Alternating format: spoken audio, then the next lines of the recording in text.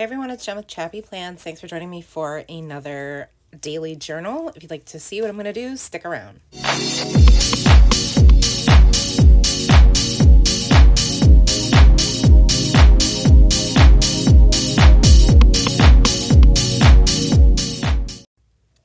Hey everyone, so I am in I think this is week 19 of my daily journal. This is an Archer and Olive B5, and I am obsessed with this super fun notebook. It has doc grid pages, and I've just enjoyed creating and going with a theme every month and then kind of seeing how I can think outside the box or make boxes to journal in. And I like that I get to stick with the same colors throughout the month. I know, oh, okay, these colors are all for the month of May. This is the theme. It makes a lot of sense in my brain.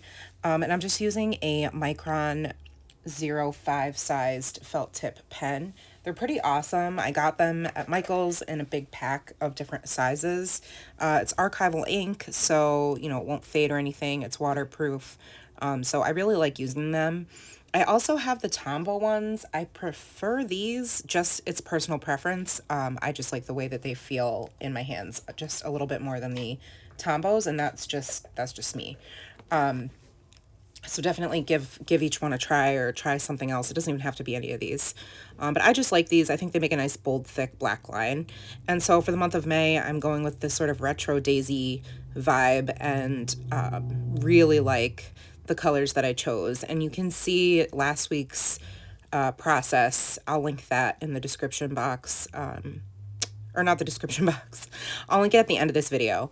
And this is sped up to like 6 times the speed. It took me about 45 minutes total to, doodle these, and then color them in. And then you'll see in a minute here, I'm going to do some stamping, but these are the colors that I'm going with. I have my Tombow dual brush pens, and I really like using them to color in. You can definitely use any markers that you have on hand. It does not have to be the Tombows. I just happen to have a lot of the colors, and so I want to use those. And I'm just sort of spreading out the color. I don't want all of the little petals to be pink, or all of the colors to be, or all the flowers to be yellow, or all the flowers to be orange. So I'm kind of just spreading the color across the page, if that makes sense. And I flipped back just now to reference my little month at a glance cheat sheet in the front to see which color was which, because these 2 yellows that I picked, in hindsight, I think I would have chosen one that was more orange and one that was more yellow, but they're very, very close in shade. You'll see in a second. So I had to flip back and make sure I was using the lighter shade. And then I'm going to come in after I fill in the orange, like this sort of red-orange color, and you'll see how that's just a hint more orange than the first yellow that I used. So here you can see it. I put them right next to each other. See that? It's just a little bit darker, but it works. It definitely works. I added the leaves because I love that shade of green. I think it brings everything together. So I put just some of those doodle leaves in, which wasn't in my original sketch. And then I decided, oh yeah, I'm going to spell in the week. I was going, or not spell it in, like draw it in. I was going to stamp it in, but I draw it in. So I do that off camera. You can see I did like a rough sketch there. And then I'm just coming back in with my black pen and sort of outlining it. I don't like trace the pencil marks directly. I kind of just use them as a guide for the lettering that I want to do. And I like how that turned out. I'm just copying the font that I used to spell out May, which actually I meant to do last week and I didn't. I ended up stamping instead, but I was like, oops, that's fine. But I just used the lighter shade of yellow to color in the letters first, and then I go over with the darker shade to create that sort of like check mark pattern. It's really simple, but I think it's kind of fun. And then the 3D part that I made is going to be in that same orange color that I used for the way I spelled out May. It was really fun. I just sit here, and I watch my YouTube videos or I listen to my podcasts, And I do my doodling and my coloring. It's very therapeutic. Highly recommend. It does take a little bit to get the hang of it, but once you do, it's like I could just keep going. I do have to start my sketches for June. So there you could see my tombos. I had quite a few. And I wanted to just add this really light gray drop shadow box, so that's why I am adding those. And I'm like, I'm not done. I'm going to bring some stamping in. I wasn't sure if I was going to, but I see that I have all this white space. And so I go with these stamps, and I can't remember where they're from. I think,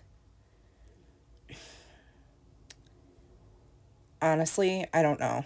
I'll have to try to remember. If you know, comment down below, because I cannot remember, and I lost the little package that they came in.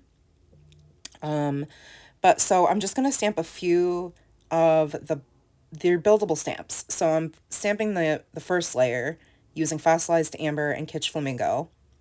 And then I'm going to use the crackling campfire and what's the other one? Oh, spiced marmalade, I think. Yeah. To do the outlines. So I use the crackling campfire over the pink, and then the spiced marmalade goes over the yellow shade there, that fossilized amber shade, which isn't a direct match, but I think it works fine. And then I wanted to bring in some more green, which is why I made that 19 with my Tombow. And so I'm like, ooh, let me use these little leaves. So I I picked the wrong leaf because the other one has the buildable lined stamp to go with it, but that's okay. You can't really tell once I layer them. And so I just use this little like piece of scrap paper as a mask. And then there I go, using the second part of the stamp, and then the peeled paint. So I used crushed olive first and then the peeled paint. And that's basically it. I super love the way this turned out. I think it's really cute. I'm just going to letter in like the days and then stamp in the dates, like the numbers, with this older 3x4 Heidi Swap stamp set that came with one of the Stop the Blur kits last year. But I'm excited to journal in it. I'm going to have to write really tiny because I usually can take up like an entire, like quarter of that page. But I love it. It's super cute. And I'm having so much fun with this project. So I hope you'll give this video a thumbs up and subscribe to my channel. And comment down below if you want to see more of this type of content. And let me know if you have any ideas for like future themes in my daily journal. But yeah, friends, that's it. Enjoy the close-ups, and I will see you in the next video. Take care, and remember that you are enough. Bye!